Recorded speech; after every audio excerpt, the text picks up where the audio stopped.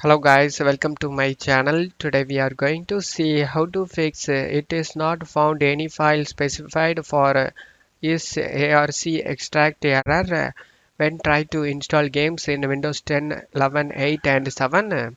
Let's fix it guys. You just need to open up File Explorer and navigate to the game folder.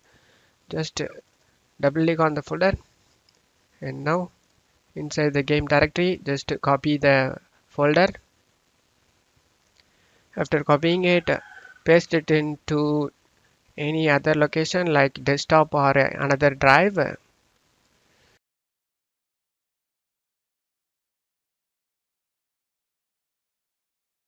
After getting copied, you just need to right click on the folder and select the rename option.